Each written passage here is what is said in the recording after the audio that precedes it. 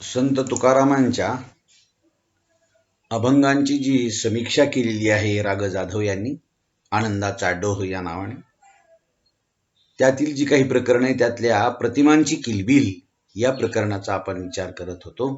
तो अर्धा विचार मी तुम्हाला सांगितलेला आहे. त्याच्या पुढे मला तुम्हाला त्याच्याविषयीची काही चर्चा करायची आहे. संत तुकारामांनी प्रतिमांची जी योजना आखलेली आहे किंवा ज्या प्रतिमा आपल्या अभंग काव्यात त्यांच्या आलेल्या आहेत, त्या प्रतिमांचा जर विचार केला तर आध्यात्मिक प्रतिमांची योजना देखील तुकारामाने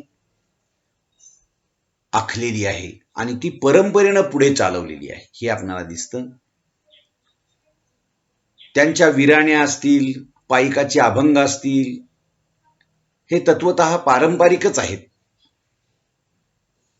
रूपकतेचं महत्व किंवा साधन म्हणून तुकारामाला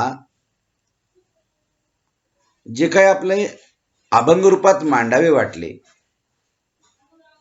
तर ते मांडत असताना त्यांनी ज्या काही प्रतिमा उभ्या केलेल्या आहेत त्या परंपरेनं आलेल्या आहेत असं म्हणतात. त्याच्या आधी ज्ञानेश्वर असतील, संत एकनाथ असतील, नामदेव असतील, या सगळ्यांच्या परंपरेतून त्या आलेल्या काही प्रतिमा संत तुकारामांनी वापरलेल्या आहेत. आता या पारंपरिक प्रतिमा ज्या आहेत ना त्यामध्ये खूप आहेत. त्या पारंपरिक विपुल प्रमाणामध्ये आहेत, वेगवेगळ्या प्रमाणामध्ये वेगवेगळ्या आहेत. पुन्हा माऊली असेल, पापाचे डोंगर, पक्षिणी, पिले, नामदीप, मृगजळ, नाव, कृपेची छाया, पातकांच्या राशी, जीवनावेगळी मासोळी, मायाजाल, धेनू, वत्स, अशा अनेक प्रतिमा, कितीतरी प्रतिमा संत काव्यामध्ये आलेल्या आहेत अनेक वर्षापासून आणि त्याचा वापर तुकारामांनी आपल्या अभंग काव्यामध्ये केलेला आहे. आता माऊलीची प्रतिमा, माऊली ही जी प्रतिमा आहे ना संत तुकारामांनी त्याच्या आधीच्या संतांनी वापरलेली, ही इतक्या विविधतेनं, उत्कटतेनं आणि अर्थपूर्णतेनं, निष्ठेनं संत तुकारामांनी ती उपयोजिलेली आहे आपल्या अभंग काव्यामध्ये. पारंपरिक प्रतिमाविषयी एक गोष्ट आपण लक्षात घेतली पाहिजे. तुकारामांनी ज्या प्रतिमा वापरल्या, पारंपरिक प्रतिमा वापरल्या, त्या समर्पक आहेत आणि त्या समर्पक असून त्या काव्यामध्ये ज्या वापरलेल्या आहेत त्या वापरल्यामुळे त्याचं प्रयोजन जे ती व्यवस्थितपणे पूर्ण केलेलं आहे. उगीच काहीतरी प्रतिमा वापरायच्या म्हणून तुकारामांनी त्या वापरलेल्या नाही. आणि तरीही त्या प्रतिमा काही त्या प्रतिमामध्ये उणीव मात्र जाणवते असं राग जाधवांनी म्हटलेलं आहे. आता ह्या कोणकोणत्या उणीव आहेत त्याचा विचार त्यांनी या ग्रंथामध्ये केलेला आहे. नाविन्य त्या प्रतिमामध्ये काही कमी प्रमाणात उद्भवतं असं तुकारामांच्या संदर्भात ते म्हणतात.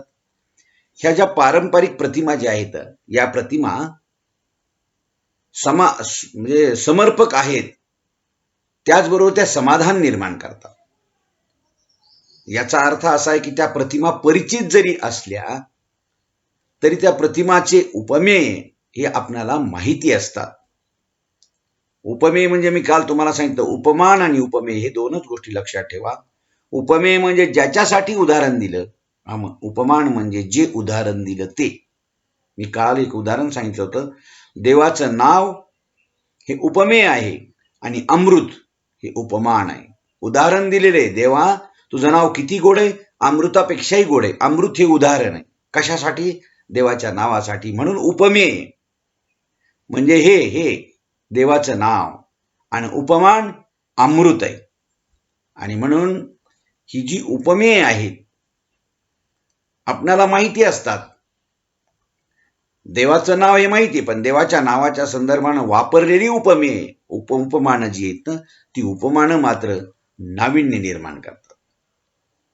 आणि म्हणून या प्रतिमा त्यांची पुनरावृत्ती जरी होत असली तरी त्या प्रतिमा तुकारामांनी अत्यंत चपकलपणे वापरलेल्या असल्यामुळे त्या प्रतिमांची जी काही उपयोगिता आहे किंवा प्रतिमांचं जे प्रयोजन आहे ते प्रयोजन साध्य झालेलं आपल्याला दिसतं.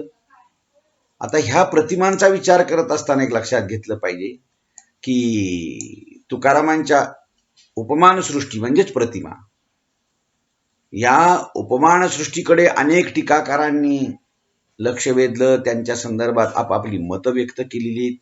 पण एक लक्षात घेतलं पाहिजे की तुकारामांच्या कवितेत ही जी दृष्टांत आढळतात ती दृष्टांत त्या कवितेतल्या उपमेयाच्या संदर्भात ही आलेली असतात. मी आता सांगितलं, उपमान हे जे आहे त्यालाच दृष्टांत म्हणतात.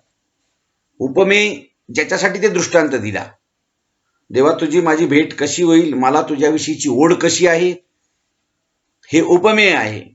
आणि चुकलिया माय बाळ हुरहुरा पायी हे दृष्टांत आहे. जीवना वेगळी मासोळी तैसा तुका तळमळी, तैसे झाले माझ्या जीवा केव्हा भेटशी केशवा, केशवा तू केव्हा भेटणार आहेस, याच्याविषयीची मनाची अवस्था व्यक्त करताना संत तुकाराम ही उदाहरणं देतात.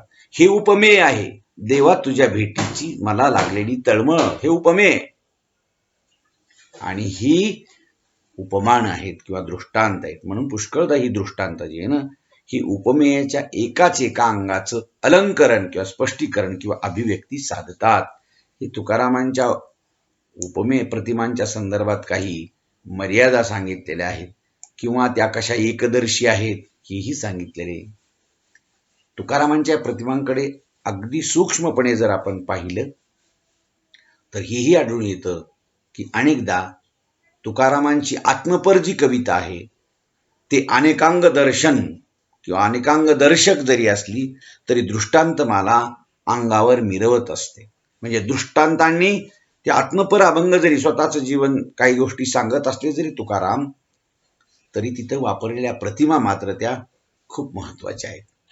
आणि ही प्रतिमाविषयक जी आधुनिक विचारसरणी आहे तिच्यामध्ये एका प्रश्नाला महत्व असतं. तो प्रश्न म्हणजे प्रतिमा योजना कशी. म्हणजे बघा, काय सांगायचं याच्यापेक्षा कसं सांगायचं. तुम्हाला हे काय सांगणे आणि कसं सांगणे यालाच आशय आणि अभिव्यक्ती म्हणतात. प्रत्येकच सांगतात देवाचं नाव घ्या कीर्तन करणारे लोक, पण इंदुरीकरांच्या कीर्तनाला तो सांगतो कसं, ते सांगतात कसं,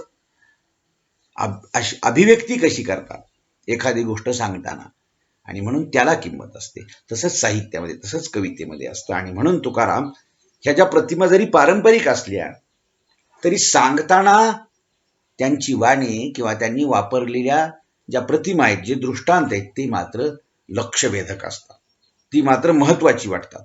आणि म्हणून अशा तुकारामांच्या ज्या काही दृष्टांत आहेत किंवा प्रतिमा योजलेल्या आहेत त्या पाहिल्या की याच्या आशयाच्या निर्मितीसाठी त्या कशा जन्म घेतात, या प्रतिमा जन्म घेतात जो एखादा दृष्टांत सांगत असतात. आणि म्हणून इतरांना उद्देशून जेव्हा तुकाराम प्रबोधन करू लागतात तेव्हा त्यांचं दर्शन हे एकांग दर्शन ठरतं. ही एक मर्यादा त्यांनी सांगितलेली आहे.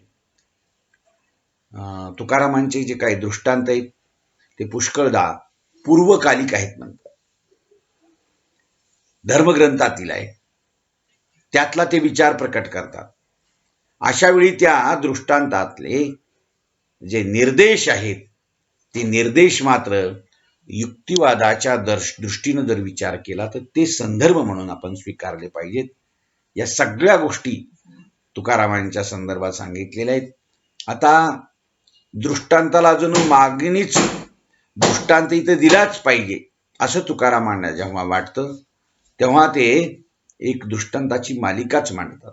मी तुम्हाला आत्ताच जे सांगितलं ना, कन्या सासुऱ्याची जाय वगैरे तसं, किंवा जेने घडे नारायणी अंतराये होत बाप माय वर्जावी ते, येर प्रिया पुत्र धना कोण लेखा करीती ती दुःखा पात्र शत्रू. म्हणजे अशा प्रकारचे दृष्टांत तुकाराम योजत असतात. ही दृष्टांत योजत असताना शंग तुळपुळे किंवा हे जे समीक्षक आहेत त्यांनी त्याच्यावर भाष्य केलेलं आहे.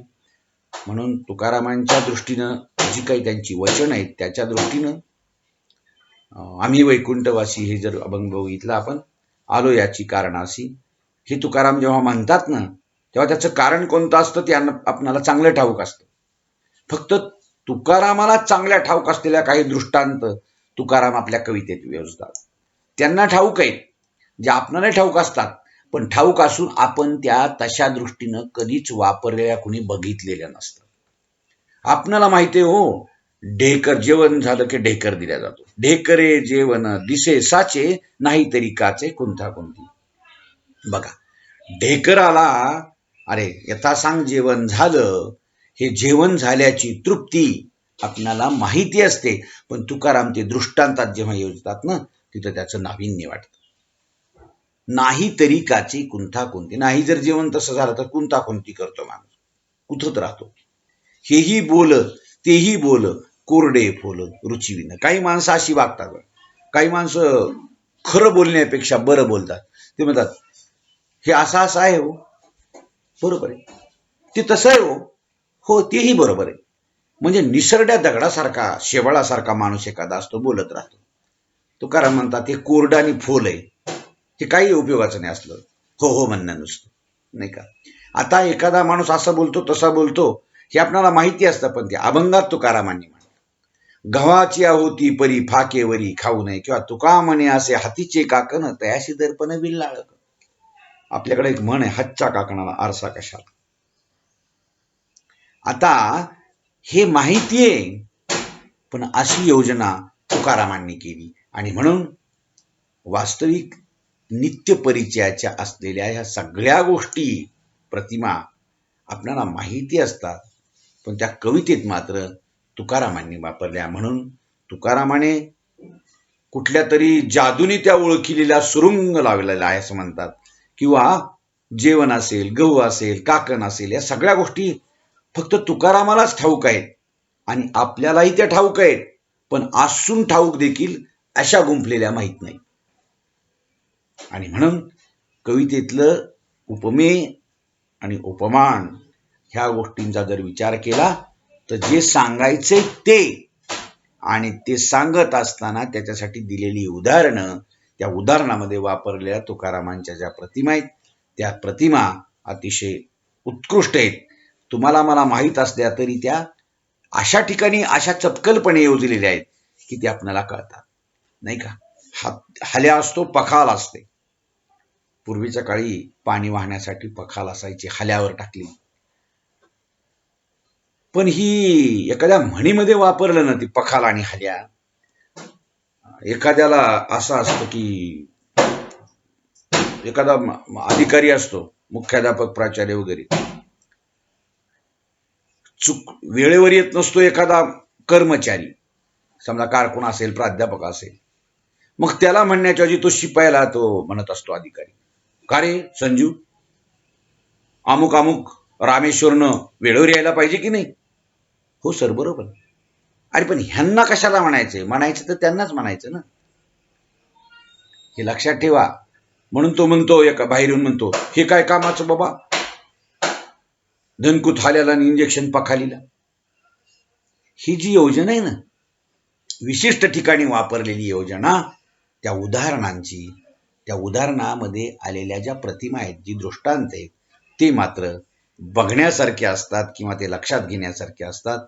आणि म्हणून तुकारामांच्या प्रतिमा ह्या त्यांनी अशा रीतीच्या योजलेल्या आहेत, हे आपल्याला पाहायला मिळतं.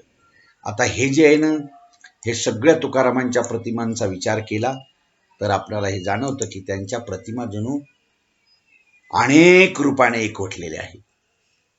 सज्जनांच्या गुणेक प्रवृत्तीचं वर्णन करताना तुकारामांनी चंदन, दीप, साखर अशा रूपाच्या प्रतिमा त्यांनी तिथे योजलेल्या आहेत. वास्तविक हे दृष्टांत आहेत. आता चुकलिया माय बाळ होरवरा पाय, किंवा जीवना वेगळी मासोळी तैसा तुका तळमळी, याही अभंगामध्ये गाभा तळमळीचा आहे. मग अलंकाराचं रूप असं म्हणा, उपमा म्हणा, दृष्टांत म्हणा तुम्ही, पण ते अशा तुकारामांनी योजलेले आहेत. मी तुम्हाला कालच्या आणि आजच्या अशा 2 तासामध्ये संत तुकारामांच्या प्रतिमांचा विचार इथं सांगितलेला आहे. आपण आजच्या पुरते इथं थांबूयात, आणि नंतर उद्या नवीन एक प्रकरण जे आहे, जो वेगळा विचार मांडलेला आहे राघव जाधव यांनी त्यांच्या आनंदाचा ढोह या ग्रंथातला, तो विचार मी उद्याला तुम्हाला सांगतो. ठीक.